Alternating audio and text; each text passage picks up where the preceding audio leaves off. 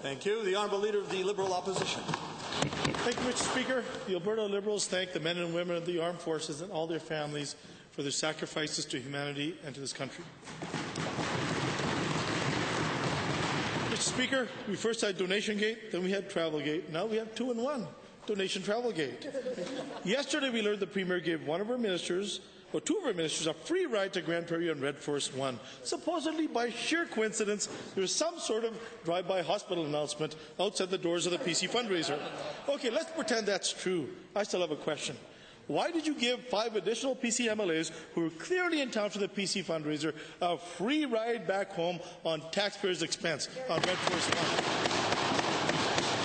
Honourable members, let's try to address the answer from the standpoint of government policy, because, as you know, questions pertaining to political party fundraising are not on. So please, I invite you to address this from that standpoint, and I'll ask future questioners to make sure that their question doesn't run into the foul territory.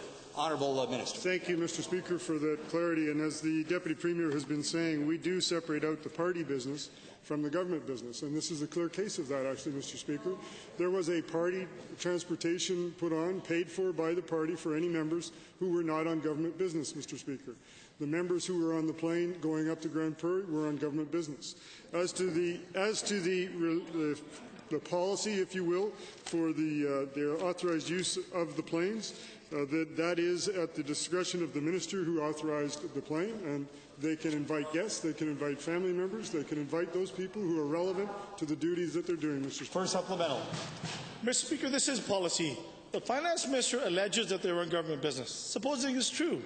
Then yesterday he talked about deadhead flights. Truer words were never spoken when he talked about deadheads. Mr. Speaker, 3 things are clear. The 5 PC hitchhiker MLAs clearly got a free ride home from the PC party fundraiser. These hitchhikers clearly had no business being on Red Force 1. And finally, Alberta taxpayers deserve to get their money back. To the Premier or Finance Minister, when will the PC party pay Albertans back for these free rides? Honourable Minister. Mr. Speaker, I'm not going to honour the comment that the honourable member made about flights that are used to reposition aircraft when they've been used to travel from one place to another and they need to come back to base.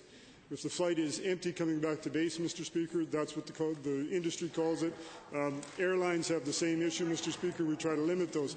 Out of the nearly 4,000 flights that are logged over the last 2 years, which is the time period that the honourable members have been talking about, we do try to minimize the number of deadhead flights, Mr. Speaker. We try to minimize the number of times that the schedule conflicts. However, Mr. Speaker, the policy that we have for the flights is that the minister who charters the plane says who's on it. Thank you, Honourable Leader. Mr. Speaker, the Finance Minister should really listen. The question was, will his party pay the taxpayer the money back or not? For the 5 hitchhikers. Mr. Speaker, Don Braid wrote a very interesting article in the Calgary Herald on March 10th. In it, he reported that the Premier, at a caucus meeting prior to the budget, had, quote, already said she won't repay the $45,000 back for her South Africa trip because if she did, Wild Rose would demand that PCs repay everything, unquote. To the Premier, is what Mr. Braid wrote true? Are you refusing to pay back the $45,000 you wasted out of fear that other members of your caucus will be... Honourable Deputy Premier.